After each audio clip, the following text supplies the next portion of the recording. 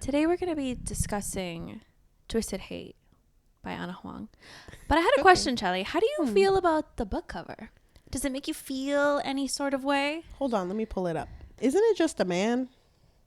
There's two versions of the book cover that I've seen. So one of them is just a man. Mm-hmm. If you're watching us on YouTube, we will post it right here. But then there's another version where I think it's just a yellow cover. I don't remember what color it is. Oh, yes, I do remember what her cover looks like. Or maybe I'm confusing it with a different one. Hers is just the writing on it.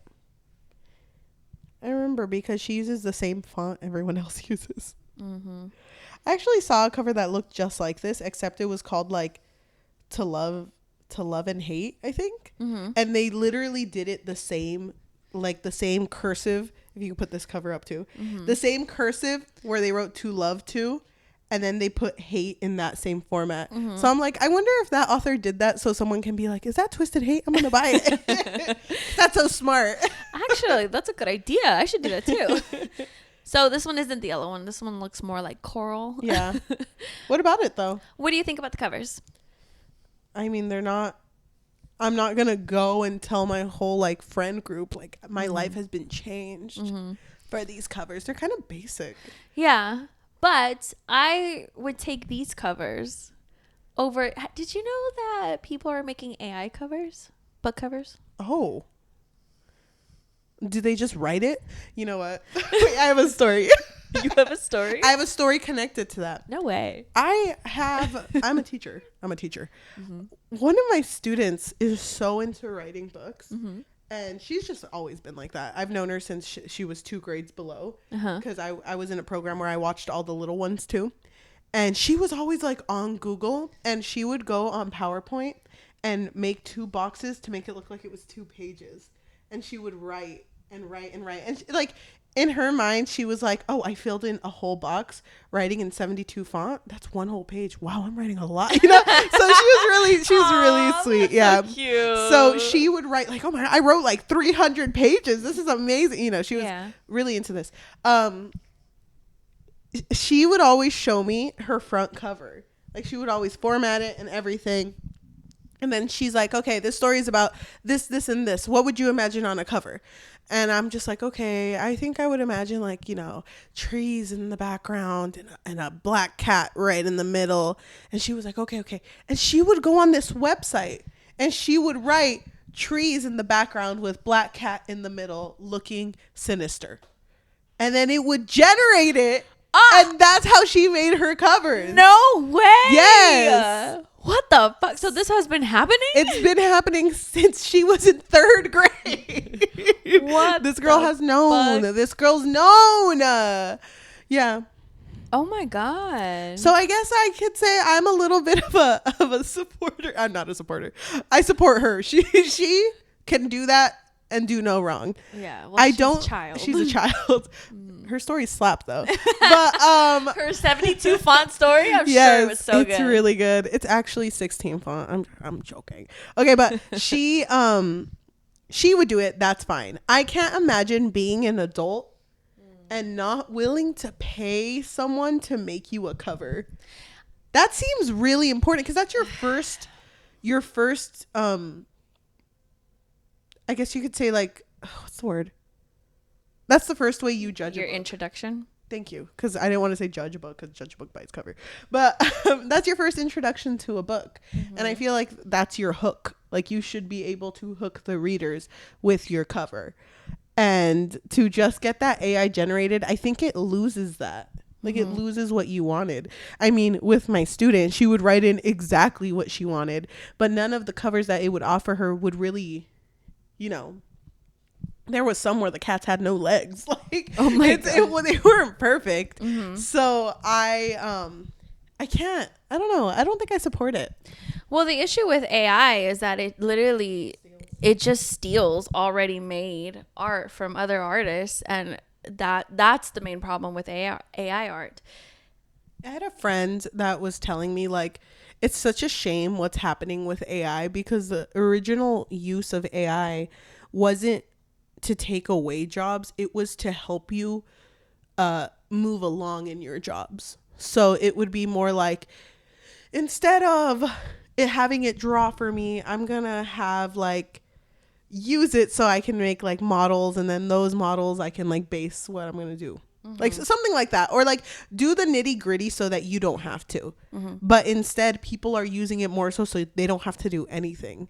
And it kind of goes with like people who think that I don't know if you know, there's like this YouTuber, I don't remember what his name was, but he released and sold a book that was completely AI. Oh my god. And he made hella money with it. Really? Yeah, I don't remember who it was. But I feel like that shouldn't be legal, but it is. I mean, it's the same with that song that came out a few years ago where it was, rest in peace. It was a Drake song. And rest in peace.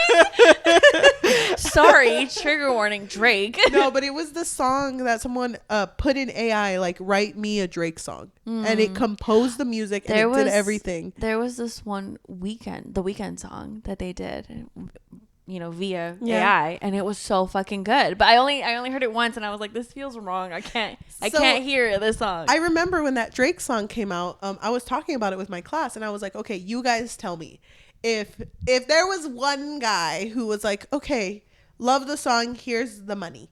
Who do I give the money to? Do I give the money to the guy who wrote it in AI, the guy who created the AI, or the guy Drake? Like, who am I going to give the money to? And all of my kids were like, Drake, because it's like his voice. And I was like, oh no, but like if AI didn't exist, like they wouldn't have that. So you should give it to the AI guy. It's like, yeah, but like no one would have thought to put it in. So you should give it to the guy. It's like, oh my God, it's a whole debate. Okay. Yeah, they chose Drake, by the way. And I was like, okay. I doubt they would have chosen Drake if they knew. Apparently, the situation. But I don't know. It's just like so much creativity now is gone because of AI. And it just sucks for the people who work so hard just for their art to be ripped off. Well, did you know another big thing that's happening? Did you know that people are making AI book trailers? How does that work? It looks something like this a little bit.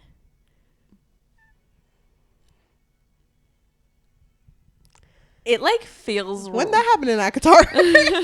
So I hope you could put this up. Okay, I'm gonna post a scene, I guess. It's titled how Akatar all started. There were wolves in Akatar? This was not the video that I had first seen. But this is what it is. This is basically what it is. Yes. So I'm gonna. How do I do this? Do I just like it? Oh no, you. This is why I need you. I need your big brain. So there was this other scene. It's basically like introducing all of the characters in Akatar, but it's just AI art.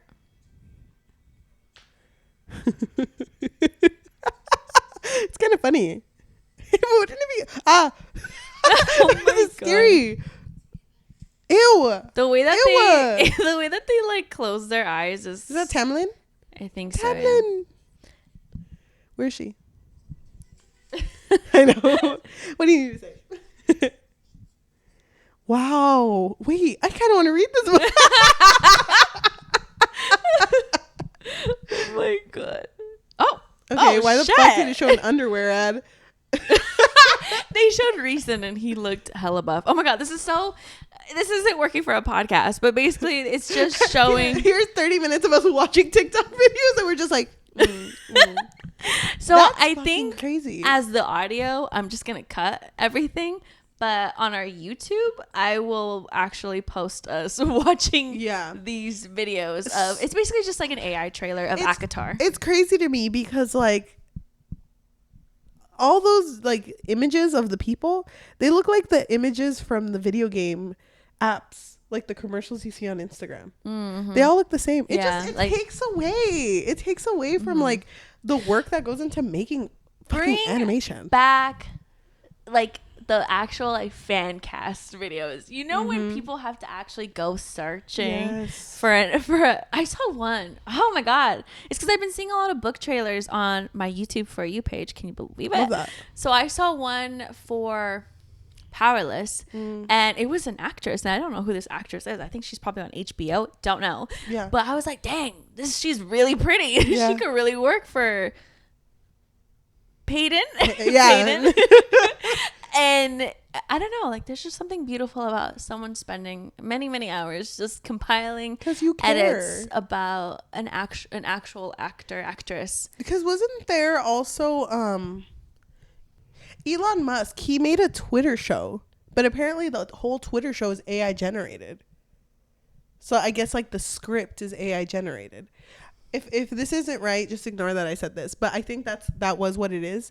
And his whole thing was to make fun of like liberals for like, you know, having very radical views. So the whole show is like, it literally starts and it's this guy named Norm, and he just wants everything to be normal like the way it was. Have you seen it? Is he old? Yeah. I'm just assuming because You're already getting it. And then his daughter's like, oh, you don't get it, you know, the world's so open out there. And then someone knocks and they open the door and it's someone who's non-binary, and they walk in and it's like, hey, my pronouns are he, they. And then all of a sudden the daughter's like, hard eyes, like, non-binary, hello. And then it's just this non-binary person like, I know my, like they go on the phone, I know my mission is to change this man, but I don't think I can do it. And then that was it. That was the first episode, and people were like, what the fuck? That didn't make any sense. No, it doesn't. And then like I think in the episode too, there's a moment where they like thank Elon Musk. That is so weird. That's weird. Elon Musk gives me the vibe that he just really, really needs validation, like so fucking badly. But it's just to seek it through AI I know. to make a show about, that's so fucking well, dumb. I feel like because AI has been, you know, blowing up, I think he probably feels like you kind of have to. I don't know. Can I ask you a question? Yeah, go ahead. How do you feel about people who AI chat with characters?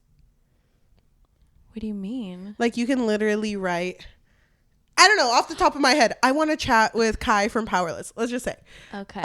Oh, like on ChatGPT? It's a type of chat GPT because it'll literally like know how the character reacts and knows how the character would talk to you. And then it's just like, okay, Kai's online. And then you just go like, hi, Kai, how you doing? And he'll be like, oh, you know, just enforcer things. I'm fucking busy, actually. Don't talk to me. And you can actually like talk to the character as if. Oh, that's kind of beautiful. Do you think so? I kind of want to talk to Kai. Well, I mean, if I was, you know. Because there's other people who do that with anime, but you can actually voice chat with them and be like, hey, how you doing? And then they'll be like, I'm training. Well, I don't see anything wrong with that. I mean, it's not like inherently wrong, right? I don't know. It doesn't rub me the right way. I guess. What do you think is going to happen? I think people are going to become too reliant on AI to the point where they're going to lose what you have to develop socially. Okay. I see. That makes sense. I guess for me, I would see it more so as like, okay, I'm just going to play this game where I'm just talking to this character, but it's not going to take my whole day. Like, that's what I would hope wouldn't happen. Some people do that a lot. I don't know if you heard that story of the guy who like was cheating on his girlfriend with an AI character that he really liked. Because he would know, because they can't really talk to you about sexual stuff, but you could word things a certain way to get like around it. And like, I guess he was doing that, and he was like having really like disgusting conversations with an AI character, and his girlfriend was like, what the fuck? Like, that's weird. That is so weird. Okay. But I don't know. That's okay. Like, I don't hate what AI could do for us, like as a society. But then when you think about it, like when it comes to just like book covers, like how you're saying, or book trailers, like you are now taking away somebody's income, somebody's job. And then for us, like just chatting with other like characters, I guess it's funny, you know, but then it like the younger you do this, when they get older and they lose that being able to connect and talk to someone, you lose like being able to gain inspiration from someone else. You know, you lose that. You can't really form connections with people and experiences with people that help you create something that is artistic. Okay, just like the inspiration of it. Yeah. I mean, I feel like that really just depends on the person. Yeah. Don't become just addicted to talking to these AI characters and true. it'll be fine. But I don't know. I guess with AI book covers and even the book trailers, you're stealing someone's art. Mm-hmm. But with like talking to a character, I guess I don't really see like who's hurting. Yeah, like who's being harmed with that. I guess that makes sense. I just I don't know, it gives me the ick. I don't like how it makes me feel. I guess I get it. Don't get it twisted. I would chat with Goku all day. But I would want to chat with Inuyasha, but he'd probably tell me to fuck off. It's so funny, and you're like, oh, okay, love you. But I don't know. I just don't like the idea of it. And it's funny because there are like creators that post like, here's me talking to characters, and they'll post that on YouTube. Well, oh my god. TM. We're doing that shit. Someone already did it. No, we're gonna do that shit with characters from books. Oh, we should do that. That's really funny. Please stay tuned. We're gonna interview Kai from Powerless. I guess, for me, because I don't have kids, but then sometimes I think, if I had a kid, how would I feel about this? I think it would scare me a little bit. I see it in my students, and I see like the negative. Because I mean, oh my god, well, we don't need to get too into it, but like, for example, none of my kids do math anymore because they use photo math. What the fuck is photo math? Photo math is you take a picture of it and it'll pick up all of the equations and it'll show you the answer. Does it show you how to do it? Yes. So it shows you all of the steps that you need to write. And it explains it to you. Where the fuck was this when I was taking math? It shows you everything. And what my kids end up doing is they'll write all of the steps out and show all their work and the answer. So it looks like they did it. But then when you ask them like, okay, can you repeat? Can you tell me why you did that step? And they're like, it's like, I would have used that if I was, because I remember when I was in calculus. Okay, she's smart. I remember when I was in calculus, I fucking sucked in that class. Like that wasn't for me. It was really hard for me. But I tried because I like math. And I remember writing the question down, and in the back of the book, all the questions we did had all of the answers in the back. And I would always write the answer down and then just work my way to it. Because I was like, I know I'm not going to be able to do it by my fucking self. So I know what the answer is. I know what my goal is. Now I just have to figure out how to get there. And I do that at work sometimes too. Sometimes I get stuck and I tell the kids, this is the answer. Let's see who can get to it first. Okay. So, but then like they do photo math. And I was like, you guys are taking away from this. But don't you kind of feel like now you have to do that? Like I have to use photo math? Yeah, like let's say you didn't know the answer. Don't you? You're like, no, never. Back in my day, I had to struggle. Pictograph math, actually. No, I've used photo math before. I've used it to see what it does. But the thing with photo math is it doesn't expect you to be a kid. So it'll be like, oh, by using this equation and this theorem. And it's like, my kids don't know that shit. Yeah. They know how to add and subtract. Like, that's all they fucking barely. know. Yeah. Well, back to the book. I'm sorry. That was completely off topic. No. It's good. It's good to talk about, though, because you have the insight of, like, how it would affect the youth. Yeah. The younger generation. Horribly. You know that if... Oh, my God. Another little tangent. You know that if we have kids, not together, but like if we have kids, they're gonna be a generation. What is it? Beta? Gen Beta? What the fuck are they called? Aren't they Gen Alpha right now? Yeah, right now it's Alpha. Gen Beta. If we have kids, they'll be the Betas. Betas? Not my kids. No, they're gonna be Alphas. Embarrassing. Fucking have an Omega. Wait, God forbid. You're into that though. Doesn't mean I want to be an Omega. Have you seen that post? Sorry. I swear we have a book to talk about. This is a recommendation too. This is so embarrassing. That post that was like a person like, don't you like having those days where you bring all your pillows and your plushies to your bed and you warm up your blankets and you put them and you just sit between all your fluffy stuff? And then someone posted it and just wrote like, bitch, I'm sorry to tell you, but you're an Omega. That's fucking making a nest. Like, you're a fucking omega. You're an omega. Wait. Not my kids. No, never. Never. I would take I'm going to go back in time and have them earlier. Yeah, they are going to be betas. Good for them. Good for them. Love that shit. Okay. Anyways, Cheli. The only person that can make book covers is that student that makes book covers on AI. That's the only student I'd allow to do that. Everyone else, go fucking pay someone to make a book cover. There's artists waiting. If there's artists struggling for jobs, just find someone. Yeah. Just find someone. Okay. Cheli. Yes. Do you think that the third book of a series that we have not fucking read. Okay. The third book of a series where the two main characters hate each other a little bit because of reasons we'll get into later. But then they, forced proximity, have to be around each other because of where they are working. And then it turns into a bit of like enemies, Je ne sais quoi. fuck buddies. Yeah. Do you think a book like that could fix your life, maybe? I think it can, actually. Oh, thank God. Well, welcome to another episode of the Book Fix Podcast, a podcast where we fix lives one book at a time.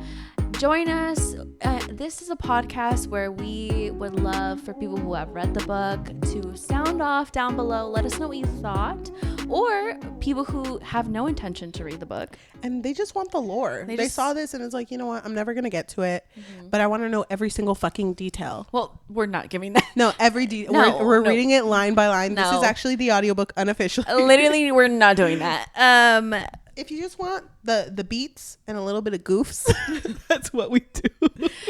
Yes, because there will be spoilers in this episode. Thank you, Iris on YouTube, for recommending this book 7 years ago, actually. No, what the fuck? So this is the third book, like I said, in the Twisted series by Ana Huang. This is the Twisted Hate book. I do want to bring up, we have read Ana Huang before. Yes, we read King of Wrath. We were going to read Twisted Hate, which was not Twisted Hate. Oh my God. Twisted Love, which was the first book in this series, but we didn't do it. It's so For funny. some reason. I'm not sure why. My friend, she bought Twisted Love when she was getting really into reading. So she had went to a Barnes and Nobles, saw the cover and was like, okay, I'm going to pick that one up. And she was just picking stuff up, and she's not really that, well, now she is, but back then she wasn't really much of a reader. So for her to buy a book, that was really big. She was like, waste of money.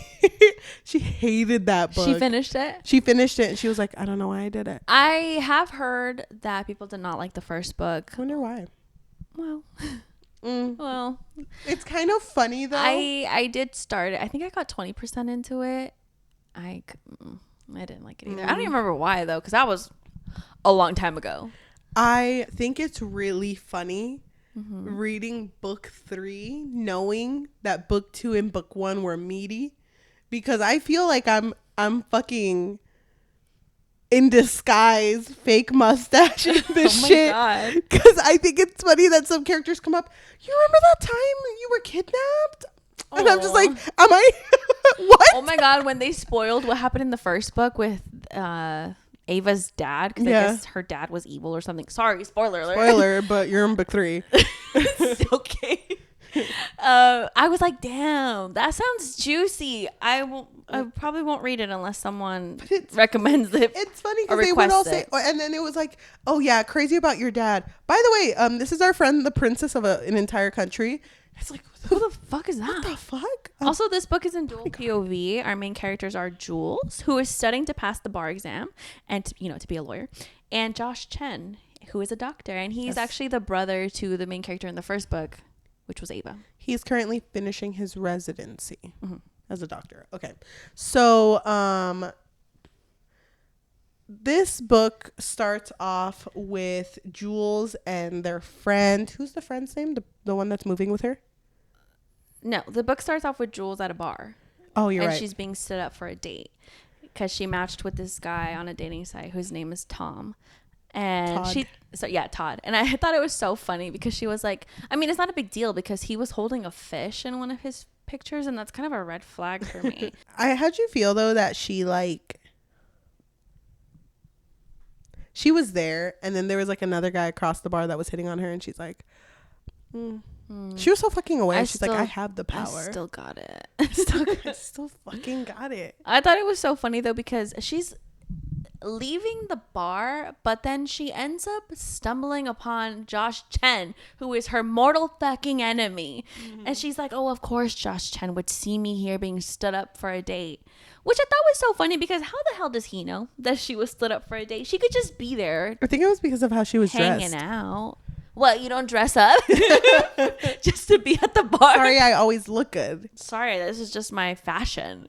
Yeah, I think it was that. But so the reason why they have this like animosity towards each other is because Josh is Ava's brother and Ava is Jules' best friend. And there was a moment that I think we might have missed in the first book, possibly, where Josh told Ava, hey, maybe you should stay away from Jules. She's a really bad influence on you. Because anytime Ava and Jules are together, they always end up doing really dumb shit. Mm-hmm. So Jules actually overheard that conversation and since then was like, fuck Josh Chen. Yeah, so fuck this bitch. So they've always kind of had like a banter between them, and I don't know how you felt about this, but Josh loves to call her JR, which JR I felt like was such a I don't know, like the nickname to me is so forgettable. I don't know. Yeah, because it was Jessica Rabbit because she looks like Jessica Rabbit. Because she has red hair.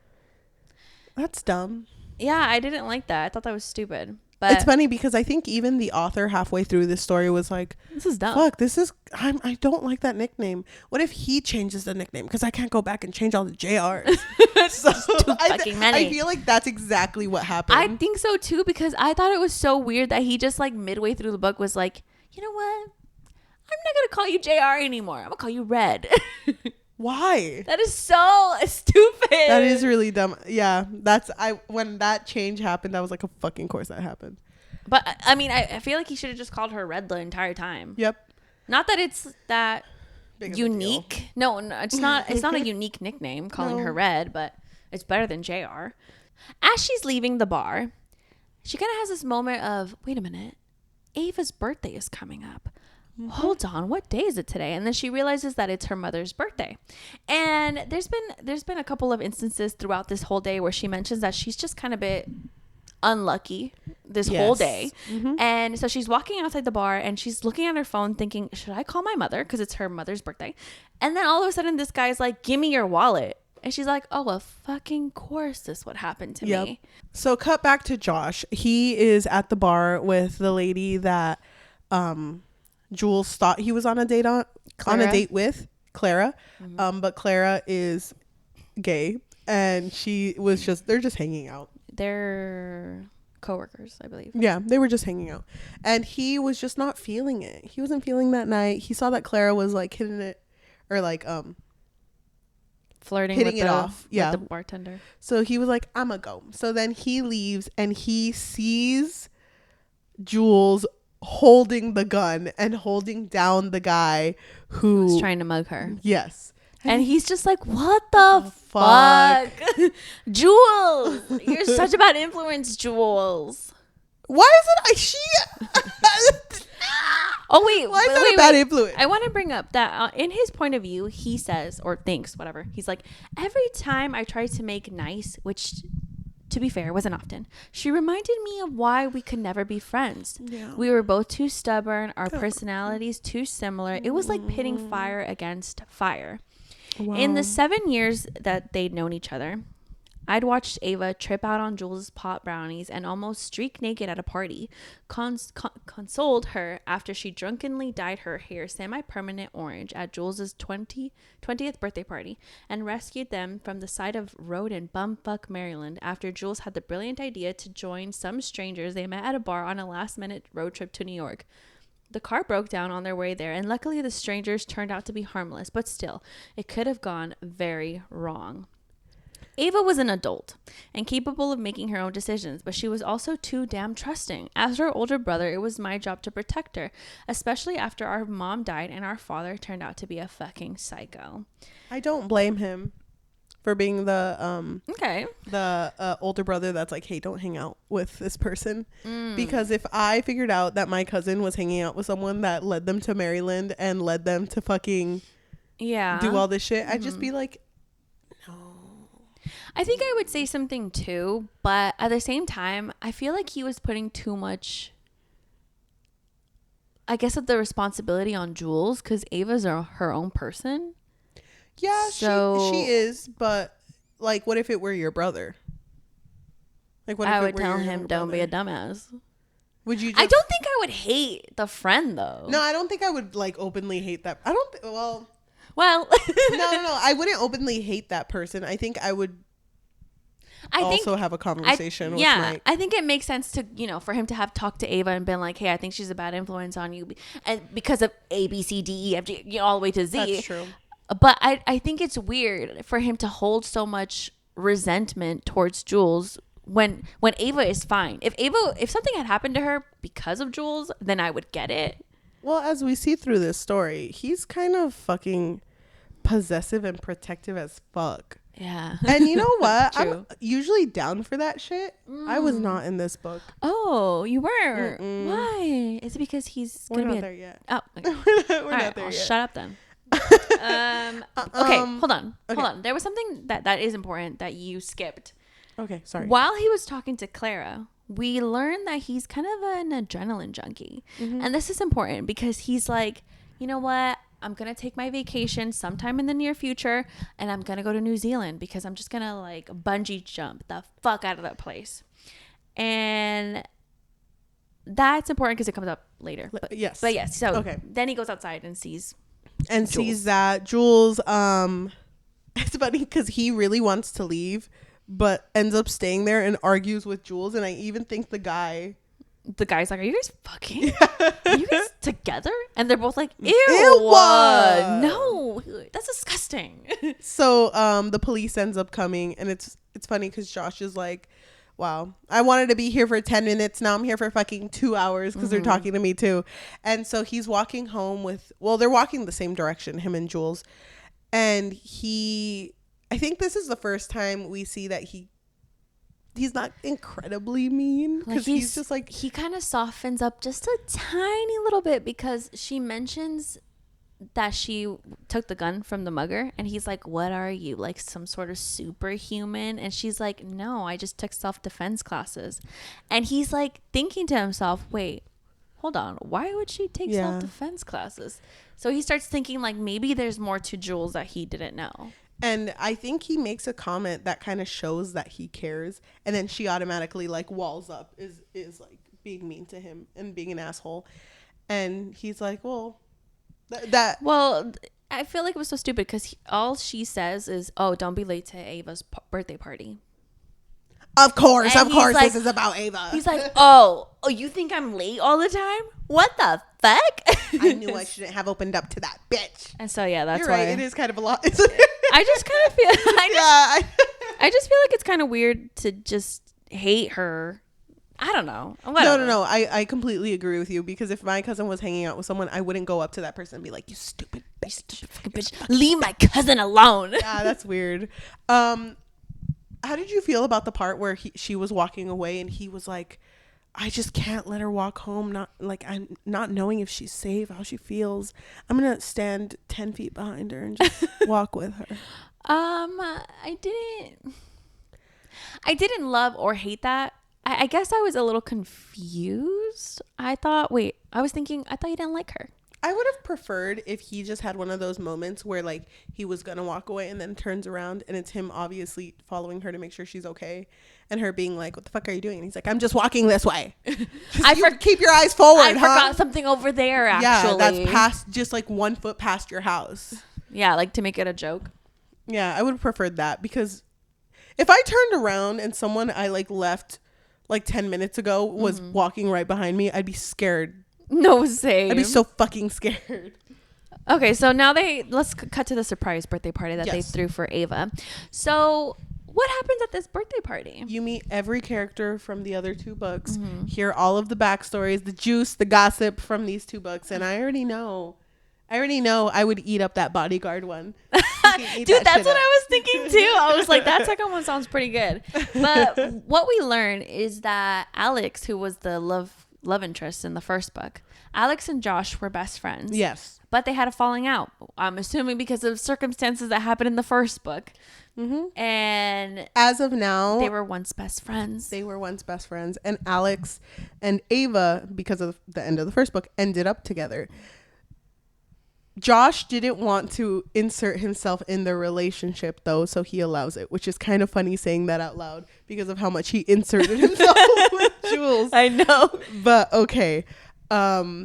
So he and Alex, they every once in a while will say a thing to each other, but they are not friends. And no. Alex is a very quiet character, doesn't really show much emotion on his face. But you could tell he's kind of like, I want to say something, but he can't because there's almost like a longing in his eyes, like of what once was. Wait a minute. But and so Ava tells the group, hey guys, I got tickets to a ski resort in Vermont. And so she's obviously inviting her best friend Jules. And then she looks at her brother Josh and is like, oh, do you want to go? Because I heard that it's a Black Diamond location, which whatever the fuck that means. That means it has like a really dangerous triple Black Diamond. Damn. And he's like, say less, I'm already there. Yeah, because he was gonna say no, but when she says that, he's like, wait a minute, actually I will go, because again, he's an adrenaline junkie. He loves that shit. That's the only real big thing that happens at the party. But I did want to mention, how did you feel about that scene where Jules and Josh are both at the open bar that's at the party, and the bartender is clearly really into Jules? And when Jules walks away and starts dancing on the dance floor, the bartender looks at Josh and is like, do you think I have a chance? And he's like, oh, you know what? Yeah. And if you go up to her and call her JR, she's going to love that shit. She's going to eat that shit That was up. so stupid. Yeah, that was stupid. I didn't understand why he cares. Yeah. Because I didn't feel like he wanted her, sexually at this point. No, not at all. They both weren't into each other. I mean, there was that little moment of care that he showed, like, oh, but she almost got mugged. Like, what if she did? But if I wasn't there to save her? It's very fleeting. It's just like 1 second, and then he's over it. Yeah, you're right. He didn't even save her. She saved herself. I'm trying to remember what happens after. So Vermont. Let's talk about Vermont.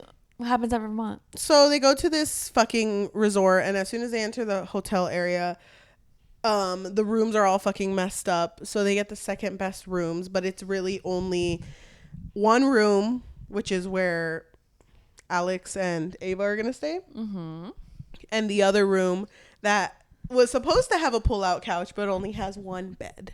Course. And I thought it was so fucking funny because Ava was like, oh, it's fine, I can stay with Jules and then have Alex and Josh share a room. But Josh was like, you know what, I think I'd rather share a room with her. That's fucking funny. That's so damn, that shit ran deep. If he can't share with fucking Alex, I'll share with Jules. He was like, nah, fuck that. I'll sleep with her. And did they ever have a conversation about who was gonna sleep where? Yeah, they were both fighting for the bed, weren't they? Were they? I don't remember. I just remember both. Because I remember Jules was like, well, I know Josh isn't a gentleman, so he's not gonna, just give me the bed. Yeah. So one bed trope, and then there was a moment where they're gonna go up a ski.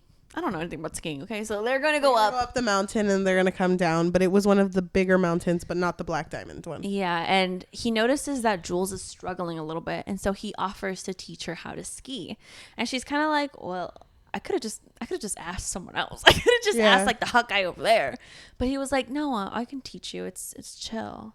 And so he spends his whole day, instead of going down that mountain, going down the trainer one, teaching her. Yeah. And she's touched by this. She's like, wait, you're really gonna... It's really sweet of you. You're really gonna be with me instead of going down that triple Black Diamond slope? So at one point, when she's going down practicing, going down that little hill, she crashes into him and they both fall on top of each other.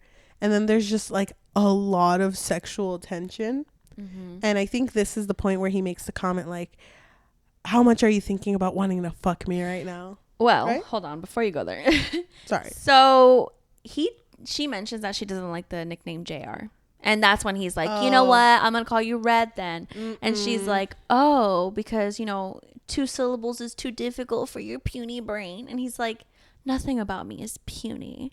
And that was the moment where she could not think of a single comeback. This girl, she was always quick.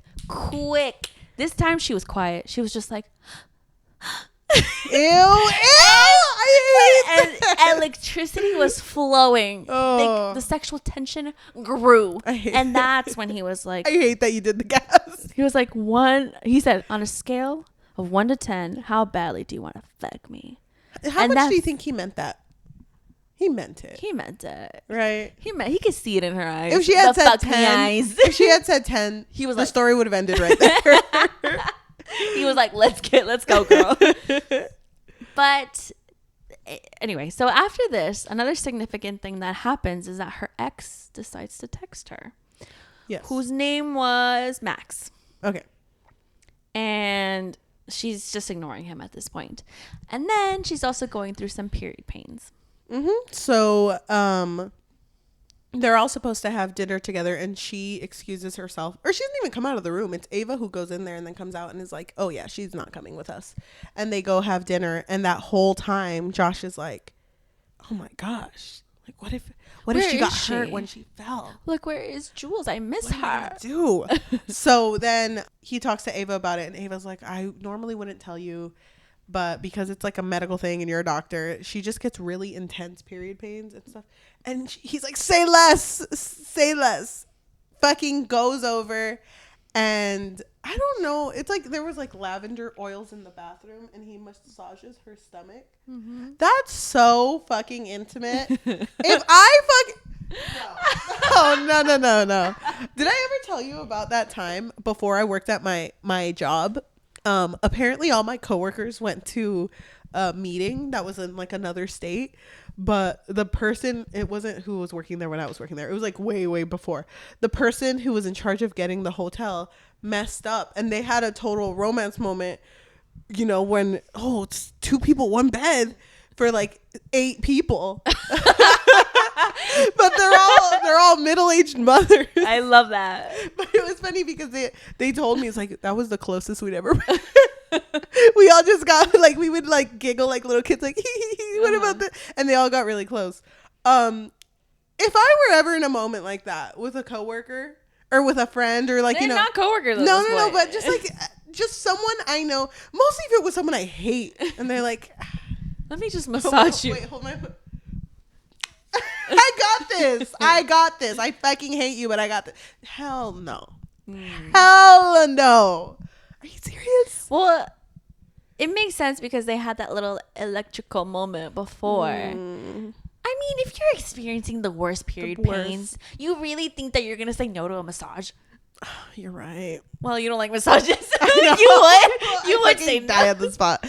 I thought this was kind of cute. I was like, oh, he's massaging her. You thought it was cute? Yeah. And then she passed out. Yeah. He massaged her to sleep.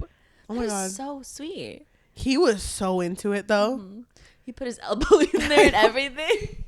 Fucking Ava comes. What are you doing? You're gonna let the steam out. Close the doors. The next day though, they act like nothing happened. Or actually no, they act like nothing happened. I do want to mention the only other thing that happens in Vermont is him and Alex actually hang out one of the days, and it's actually very healthy. Yeah, it was cute. Weirdly enough, I like how you made a face like, yeah, it was cute, I guess. And I wasn't trying to. I was trying to be sincere. I'm sorry. Are you trying to say what are you trying to say about my face? You have a beautiful face. If you're trying to say you look mean, no, you don't. Okay, but Alex, there's a point where like he makes a comment that's kind of like, we should hang out, Yeah. And Josh is like, no. So Josh enjoys this moment, but then he starts thinking about what happened in the first book, which don't remember. And I really like that part where it says like, and you can see it in Alex's face when he realizes what Josh is thinking about. Cheli's crying. Okay, so after Vermont, And they go back. There's this like weird moment where Jules gets a job. I don't understand. She gets a job at a clinic. Yes. But Josh doesn't work at this clinic. He volunteers in this clinic. Which is weird. So he goes into the clinic, sees her, and is like, what the fuck are you doing here? And they kind of just, they talk it out. And they're like, you know what? We can't both be here and fight this whole time. So we have to agree to be friendly during, work hours. You missed my favorite part. The fact that Jules moved out of her home and was looking for places, apartment hunting with her friend that she's moving in with. I just didn't see the importance in this, but okay. Well, because it was so fucking stupid. It was the part where it was they go in and then they're looking around and it's amazing. It's right. It's exactly what they wanted. And it's like, okay, how much is monthly? And they're like 7,500. And she was like, can you? Like, did you put the decimal in the right place? That's way too high. And then the lady's like, well, what the fuck did you expect? But then it's like a penthouse. Yes. So the main guy walks in and looks at her and is just like, how much can you pay? And she was like, well, comfortably like 2,500 a month. And that's together. Mm-hmm. And he's like, okay. Pretty sure this is the love interest in the third and the fourth book. Mm-hmm. What the fuck? You can do that? You thought this was stupid? You could just walk in and be like, $20. I thought this was gonna be a moment. I thought this was gonna be a moment of like, oh, wait, he's kind of cute. You thought he was gonna be the one? Yeah, one? Yeah. Honestly, I did too, but I was just so angry at the fact that I'm apartment hunting. I just can't fucking do that shit. Oh, that's why you're angry about it. That angry. Makes sense, actually. I guess I didn't think about it, but anyway, so back to their job. Yes. They have like this weird work outing where they decide, I don't know where they go. I think they go to the bar. Don't know. Don't care. Yeah. Then they play truth or dare. Mm-hmm. How often do adults play truth or dare? Is this like a thing? Like 3 times a week. Is this like a thing that adults do No, that seems weird and childish. It does. So during this truth or dare, Jules ends up kissing a coworker. His name is Marshall. Yeah. And Josh isn't convinced that Jules would go for someone like Marshall because she's kind of like pretending like she's into it. Yeah. And he tells her, you want someone who can challenge you, excite you, keep you on your toes, and ask for what you need, ... His whiskey-scented breath gusted across my skin, peppering it with 1,000 okay, goosebumps. Audible Queen. You need someone to bend you over and fuck that attitude. Fuck that attitude right out of you. We were just playing Truth or Dare. Josh. Was that a dare? Or wait. Oh. No, I'll pass, actually. Well. Dude. Was this the one where they go home? Was this the night? They go home? Well, the first time they have. Where's the first place they go? No, girl. So they're at the bar, remember? Okay. Yes. I'm here. Todd shows up. Oh, yes. And Todd's a bitch. Doesn't even matter. Who cares about Todd? He's only looking at her chest. Mm-hmm. What matters is that Jules and Josh decide to bet on who can get the most numbers. Yes, I do remember. And Jules wins, because of course she does. Yeah. And then Jules starts thinking about Max and the time that she told him she wanted to be a lawyer. And she's kind of like lost in thought because he wasn't that, what's the word? He wasn't that supportive over not that. At all. He kept thinking like, well, you're too hot for that. Why would you want to be a lawyer? That's weird. And I bring this up because when she's thinking about her ex, Max, she's walking with Josh and they're walking like in the sidewalk. Yeah. And then all of a sudden she's walking down the fucking street with oncoming traffic. Yep. Josh saves her life and he's just like, what the fuck? Why are you walking into traffic? Mm-hmm. And she makes a joke that she's just like, oh, I'm kind of shocked that you saved my life. Yeah. I thought you would have just let me die. And he was so offended. He was like, you think that I enjoy watching people die? Oh, yeah. And they start literally arguing. Mm-hmm. Like, they start fighting. And I think this is a point where she brings up the fact, like, you know what? You call yourself a fucking good brother, but you're over here chasing adrenaline highs, like, not really even thinking that you can die at any moment. Mm-hmm. And then he says, I wouldn't care, except your recklessness doesn't just affect you. It also affects the people around you. But you never thought about that, did you? dull red burned on his cheekbones. You only think about yourself. I don't know what the fuck happened in your past, but it doesn't take a genius to figure you out. You're a scared little girl who chases highs to run from your demons, never caring about your destruction you leave in your wake. Classic fucking Jules Ambrose. And then she brings up the fact that he can't let shit go. Like you still hold on to shit that, you know, happened years ago, basically. And so they're fighting and shit, and then all of a sudden he moved so fast I didn't get the chance to draw another breath before he yanked me against him, crushing his mouth against mine, and my world as I knew it shattered into a million pieces. So they kissed the fuck out of each other. What did you think about that, Cheli? They were outside her place, right? Yeah. I mean, I wasn't against it. It was gonna happen. It was gonna happen. And I knew that it would happen in this way. In a fight. In an argument. They couldn't be friends for too long. That would be too boring. That fucking spice was kind of like fucking intense. It was too intense for you? I was scared. Why? I don't know. I don't think. Have we read Enemies to Lovers?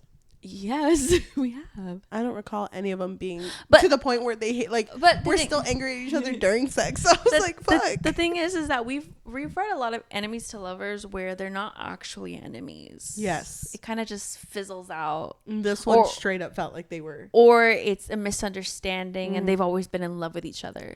This one was definitely, we fucking hate each other. It was, and it was the fact that even afterwards, he was just kind of like, and I don't like her. It's just, that was like the best sex I've ever had. Oh yeah, they have sex. Yeah. That shit was crazy. I thought it was funny though that he showed up to her house and was just like, I have a contract. I have an agreement with you. He can't stop thinking about her. And it just kind of works for both of them because either way, Jules and Josh are kind of similar in the sense where neither one of them are really motivated by love. Yeah. They date around. They're both kind of like players, I guess. But Jules is so busy studying for her exam and he's busy with his residency. So he shows up at her place and they kind of come up with this agreement of like, okay, let's be enemy. And what are they called? Friends with benefits? Enemies with benefits. And so they decide to do this and they're like, okay, always use protection. No sleeping over. No getting jealous if the other person goes on a date with someone else. If you want to end the arrangement, be upfront about it. No ghosting or beating around the bush. That's fucking immature. And most importantly, no falling in love.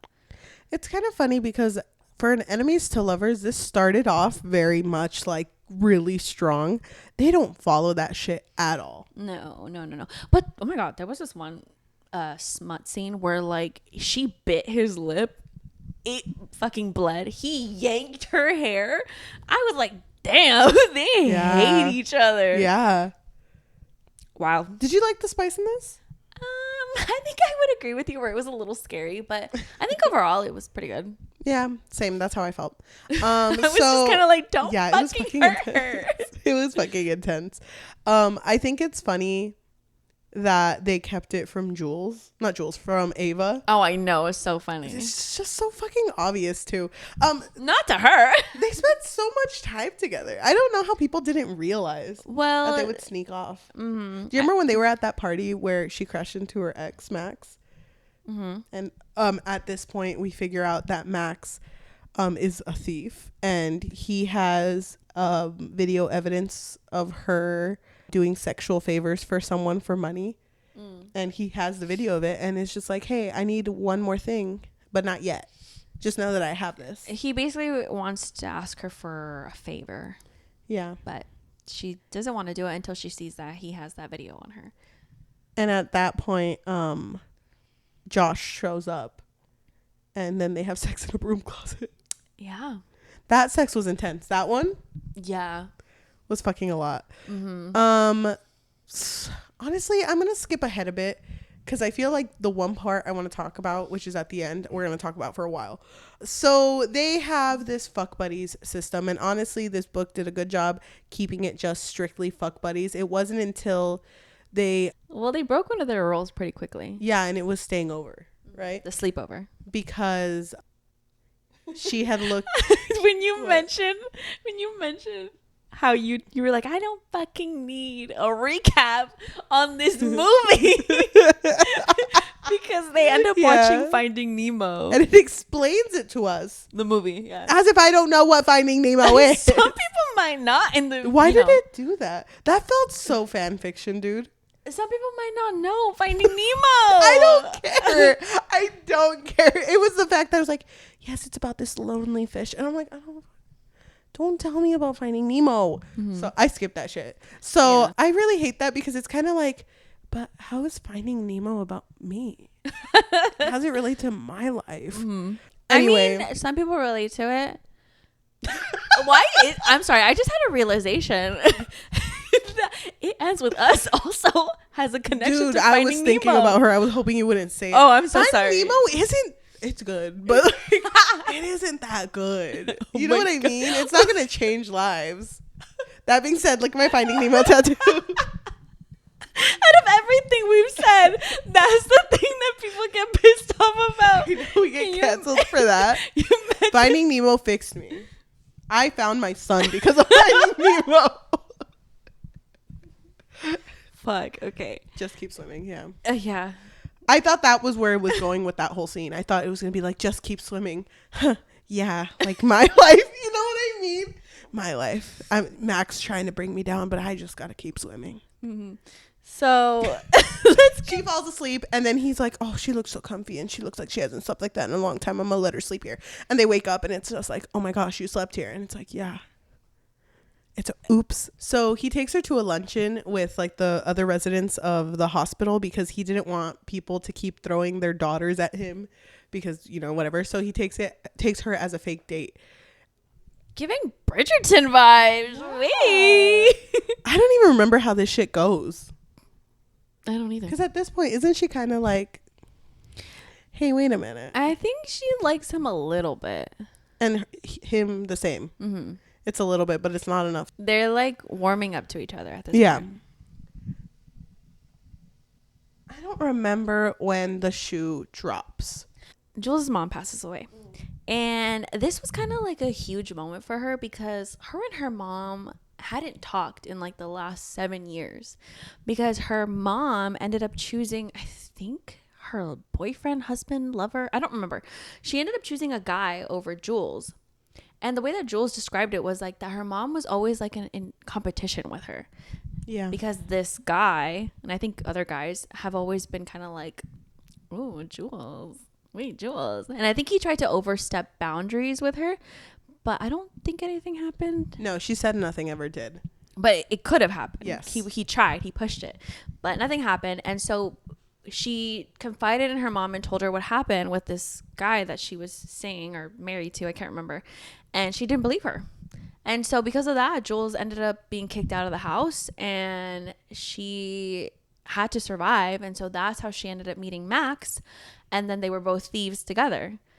And so I think during this time, that also kind of pushed her to Josh a little bit because that was the only person she turned to talk about. Yeah, exactly. The mom with. Uh-huh. And it was her first time doing that with him, but he had also done that to her when he had lost someone at the hospital. Mm-hmm. And it really got to him. So the fact that they were seeking each other for emotional comfort really pushed their, I guess, almost relationship forward. Mm-hmm. Jules ends up going back home. I forgot where she's from, but she goes to another state. And she goes to the funeral and she's, you know...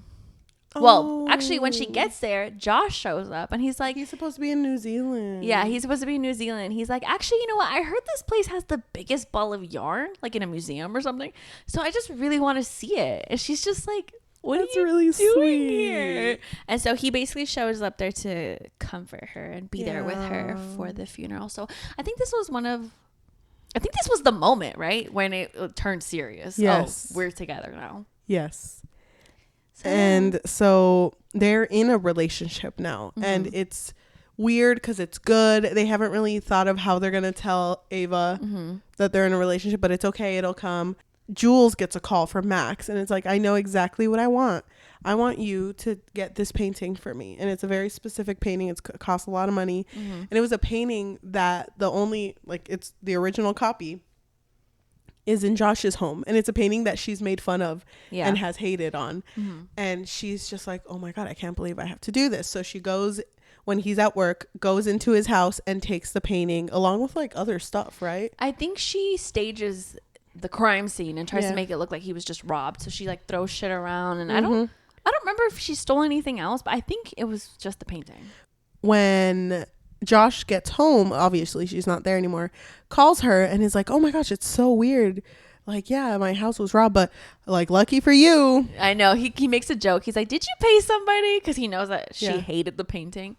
And she's just like, no, So, babe, no. She had this whole plan. She got her landlord in on it because he knew people, and he deleted the videos for her. He knows how to hack into people's phones, I think. He's probably in book 4. He deleted the videos for her, and then she ended up stealing the painting back. So then she shows up to Josh's house and is like, babe, I have a confession to make. I did steal your shit. She's like, surprise, your painting is back. But here you go. I need you to remember what Finding Nemo taught us. Just keep swimming. But she confesses everything. Like, she tells him why she did it. She tells him about Max. And what he was most upset about was the fact that she didn't think that if he had told her this before, or if she had told him this before, that he would help her. Yeah, because he would have. He would have given the painting. And he's like, you know what? I can't stand fucking liars. No. He tells her, I forgive you. And then they fuck. Oh, and then you're right. Mid in there, he's like, I don't forgive you. I lied. And then he's like, get the fuck out. I forgot about that. He kicks her out. What the fuck? I forgot about that. How did you feel about that scene? I was like, Ana enemies. Huang. I was like, God damn. It is enemies. So I know, but I was like, damn, that hurt. That did hurt. That hurt. And he tries not to think about it much, but there's a day where he's working, and I'll go back to her part in a bit, but Jules comes in and she's completely like hurt, like her face, there's like a huge cut on her face. Well, he walks into the room and he sees her on the bed. Yes. And what we had seen before is that when Jules was at her home going down the stairs because the elevator wasn't working, Max showed up and pushed her down the stairs. Yeah. And when he was doing, he was a doctor, he was super serious. Well, Max, just to kind of give him more context, he did that because he owes a lot of people money. He owes somebody a lot of money, and he was like really frantic. He's like, I need that fucking painting. And she's just like, no, I'm not giving you that painting. Yep. I sold it. So then that happens. But when he's in the hospital and checking her, he has to remain professional. But he asks, like, who did this to you? And she goes, Max. And he doesn't react, but he calls Alex afterwards and is like, name, number, social security, longitude, latitude. You need to tell me where this bitch is. He's like, you owe me a fucking favor, you bitch. And okay, this is the part of the book I wanted to talk about. I knew it. I fucking knew it. I know you so well. Okay. So you're telling me, Ana Huang, there's this whole book that is all realistic. Well, I mean, as realistic as it could be. Like, but there's no fucking, dragons or any shit. That we know of. True. But okay, you know what? It's not realistic at all. But but there's this character who is trying really hard to be a doctor and does a pretty good job, like keeping, he's not committing crimes. He's over here going down fucking slopes. You're telling me he met a girl, watched Finding Nemo with her, and then was like, I would fucking kill her for you. Well, he would do that for Ava. That's crazy. Did not see the first book, okay? That's crazy. Also, I do want to bring up that it's fucking crazy that it's like, yeah, you wanted to kill my dad, but like, he kind of wanted to kill me too, so it's okay. With Ava? Wait, what? With Ava. What are you talking about? With that also, I hated that. That's a side note. I fucking hated Ava. That's one thing on itself. What are you talking about? Wait, okay, I'm gonna start over. So Josh, his whole thing with I fucking hate Max. I can't believe you did that to my girl. So he's over here like, name, number, everything. Give it to me. We're going to go just he tells this Alex guy. that. We're going to shake him down. He tells Alex yes. this. And Alex is like, you're my best friend. I love you. Yes. Let's go he fucking does do not this. say So that. then they go and Alex is like, you know, walking up to, and he's walking up and Josh is like, ugh, I got this one. I got this one. And he fucks him up. You did not explain walks up to what? Max. He walks up to Max. No, they found Max. They didn't read they the found book. Max. Context Max- clues, everyone. Max is tied up on a chair. Oh, I forgot about that. Oh my god. Okay, and then Josh goes up to him and starts beating the fuck out of him, almost kills him. And then Alex is like, whoa, hold on, between us, I'm the killer, not you. So That's a wild sentence. He's Alex, that's a wild sentence I have to unpack. Okay? That's fucking crazy. I don't think he actually said that. He could have. I don't remember. I think he does say something along those lines. He's like, you're not the killer in this friendship. In this best friendship. I made a friendship bracelet. It's like, wait, open your hand. It's like fucking Josh attacking and holding on to Max, and then Alex like, no. Taylor Swift friendship relationship. Like, no, stop. This isn't you. Look at me. Look at me. Me, not you. Joshua. I'll take me. it from It's here. me, Josh. And then he starts beating. He doesn't do that. I hated that shit. What the fuck? You broke up with her. She robbed your house. I understand. There's layers to this story. You know, she went through a lot. I get it. But if it were me, It's not you. if it were me, It's not you. okay, hear me out. I'm me. Okay, I'm me. You're in the story. Okay. Yes, and You're the doctor. I start dating someone, and I tell you about this person. Well, no, Oh, you're Ava. I would literally. You're Ava. I didn't tell you. You're in this story. Okay? Wait, I'm Ava? I guess so. I don't understand. Okay, I'm in this story. I'm a doctor. I meet someone. And then I tell you, oh my God, Yajaira, it's so weird. I met someone, he was like really amazing and everything, but he like robbed me. Like he like broke into my house and robbed me. And you know that painting I really love and you hated and everyone hated? He stole it and then he gave it back to me, weirdly enough. What would you say? That's weird. Should I still see him though? Should I still see him though? And no, probably not. Okay, and then cut to maybe 2 or 3 days later, Okay, and but I'm just like... I wouldn't know the context though. I wouldn't know that you're already in love with this person because he was in love with her. Okay, but 2 or 3 days later, I'm not done with my story. I call you and I'm just like, yeah, Yajaira, I fucked up. So you know that guy I was dating? So I found the person that messed with him and I fucking almost killed him. And he's right in front of me, by the way, if you want to talk to him. And I'm also with my best friend, Alex. Why am I Ava in this situation? I'm so confused. What do you even say to that? Chill. Cheli, go get him. Finish the fucking job. Oh my God. Hang up. You go like, no, there's only one killer between us two. Joke. That's a joke. That's wild. Whoa, I heard my echo. That's wild. Yeah. I hate that shit. I hated it. I honestly had to put the book down for a bit because I hated it so much. So the fact that he shows up fucking later and it's like, Jules, I need to talk to you. He doesn't kill Max, by the way. He doesn't kill Max. But he does say like, you drive me so crazy. Like I would fucking kill for you. I would fucking murder that man if you let me. Just say the word, babe. And you know, I did it because I love you. You wouldn't love someone. Don't finish that. That's wild. That's wild.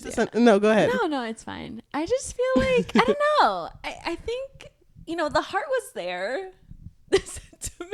He didn't kill him. He's alive. Oh. Well, he lived another day. They did not untie that man. You know they didn't. Oh no, Alex disposes. Oh, there you go. Disposes he of didn't. him. No. He takes him somewhere though. They let him go. He's fine until the people he owed money to find him, and then they're like, "Oh yeah," which honestly, not my fault. That one's not me. I guess I do get it, because when I got to this part too, it did kind of take me out also, because I was like, hold the fuck up, Josh, aren't you a fucking doctor? Yeah. And you're almost murdering this man. But for my girl. Can you imagine being his patient? I don't know. Like, I just think about like, and he's all like sewing me up, like, I don't know, and he's just I like almost killed a small man. talk. Yeah, I almost killed him. I was fucking crazy. It was for my fucking girl. And she stole from me, and it was crazy. And I'm just like, okay, stop stitching. I would be so scared. I would be so scared. But they live happily ever after. Do want to mention they do tell Ava. I think Ava breaks. Isn't she pregnant? Is she pregnant? Am I imagining that? No, they're gonna get married. Oh yeah, Ava and Alex are gonna get married, and there's a moment where I forget what happens first, but I know Jules and Josh are like, we're dating, and Ava just starts laughing and is like, oh, you guys are fucking hilarious. That's so funny. That's so funny. It's like, no, look, we're wearing matching shirts. We're also I wearing still have matching. the blood of the man I beat up for her. Oh my god. Mm-hmm. They're wearing matching underwear too. Yeah, didn't you notice? And then they just have like a conversation where like, don't hurt her, don't hurt him. And then Alex is like, can you be my best man? And it's like, you're my best friend, you're my everything. You gave me this bracelet, of course I could be your best man. Fucking love you. Yeah, we almost killed a man together. It was beautiful. That was probably the closest I've ever felt to you. Closer than when you almost killed my dad, actually. Oh my god. And fuck? Should we read the first one? No. No. We already got the ending. Right. And then they all stand on the balcony, hand in hand. And then happily ever after. Do they actually do that? I don't remember that. No, they don't. Oh, okay. Blink 182 comes on. Oh, wait, that's the first song. Yeah, the end. The end. How did you feel, Cheli? How did you feel about this book? I didn't hate the beginning. I was Hold on. Pause for a second. I think you did actually. I didn't hate I guess I should say I think Ana Huang's dialogue is really good. Dante showed up in this one, by the way. Yeah. For like 2 seconds. That was my favorite part. That was my favorite part too. I was like, Dante Russo? And he talked about his fiance. Doing, loca?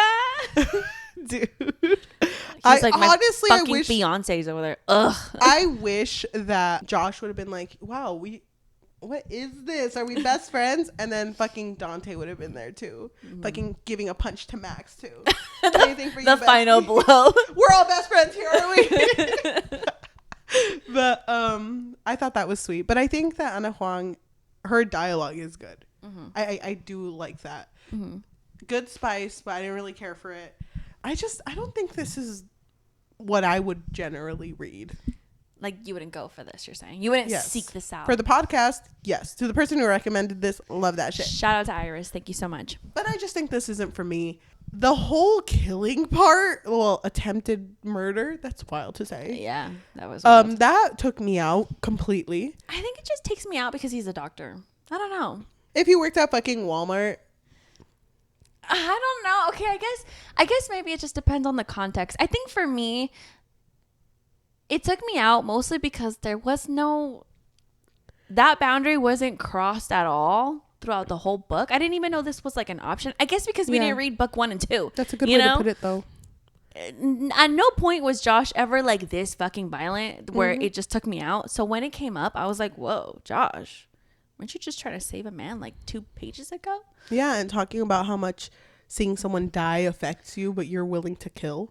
Yeah. And the fact that he went up to her and was like, babe, I did it for you because I'm fucking crazy for you. I would have been like, okay, you stay with that. Back up. Keep that energy. I'm leaving. Yeah. That's fucking crazy. Yeah, that's a red flag for sure. But I agree with you. I do really like Ana Huang's dialogue. I think I just like her writing in general. Mm-hmm. I'm trying to remember why I didn't like the first book. I don't know why. I think Ava was kind of annoying. I don't really like Ava's relationship with Alex. I think maybe I have to read the first book, but the fact that Alex was very sweet in this book. He helped him. Oh, you're right. He made him the friendship bracelet. Right. I just think that it's weird. I mean, the dad was crazy because the dad, according to what they said in book 3, I didn't read book 1.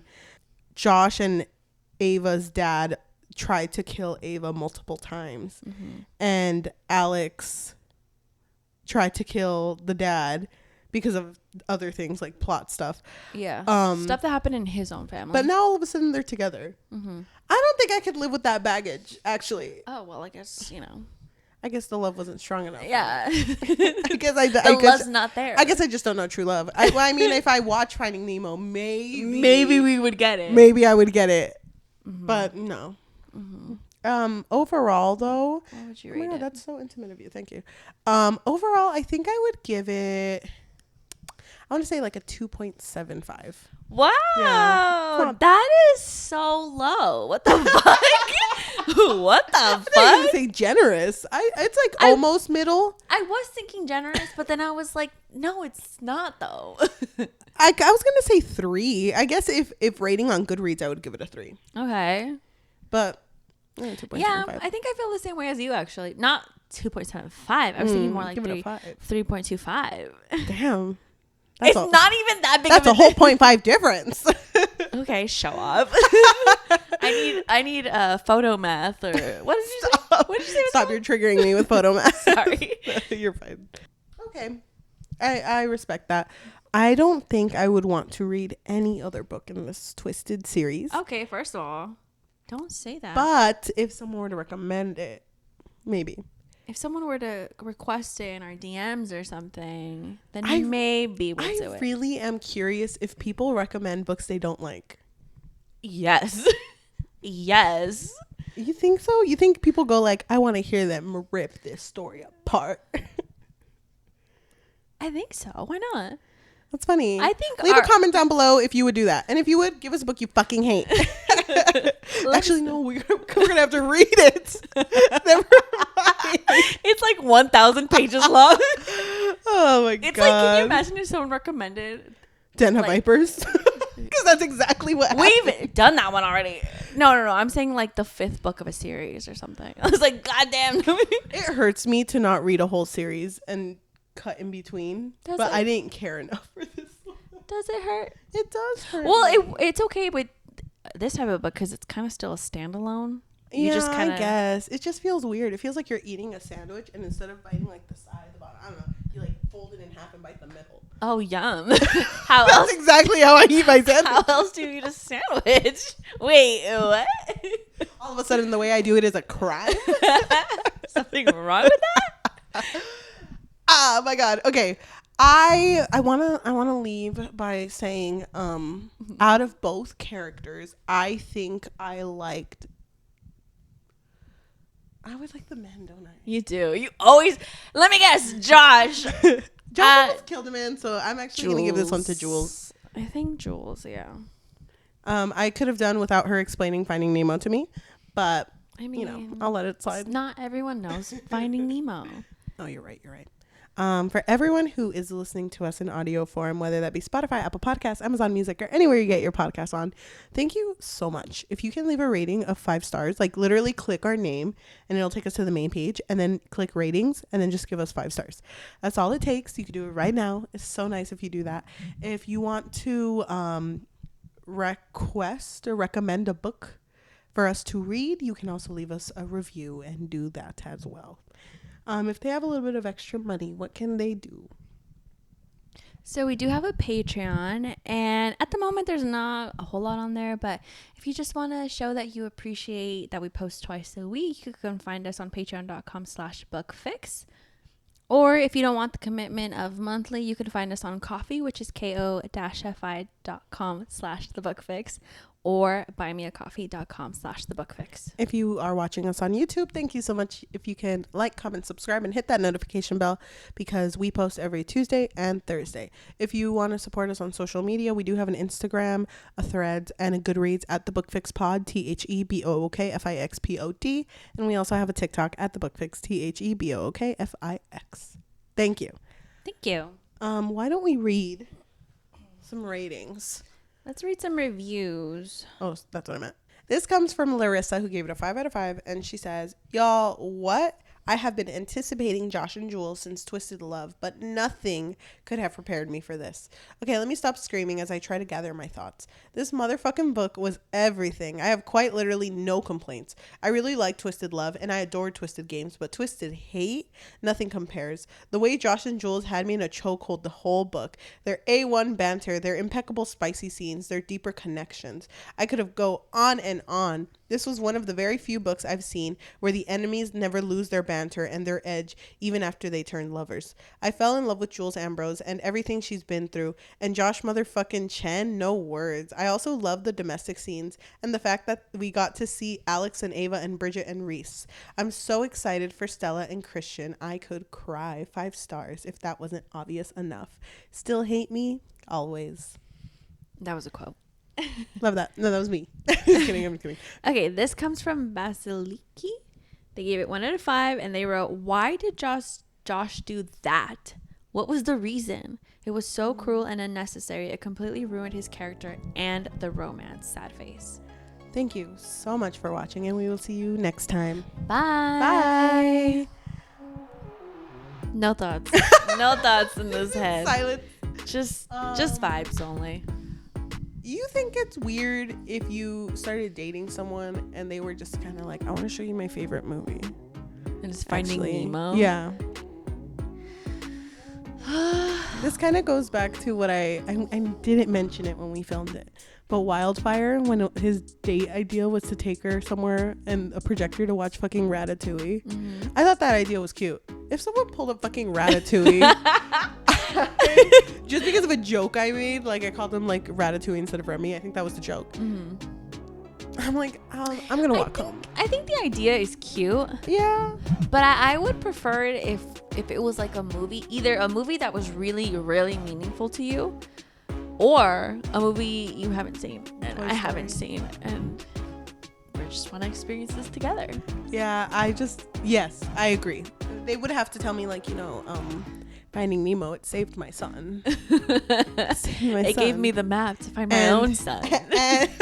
And the TV's over there. It's like, I want to show you. It comes on.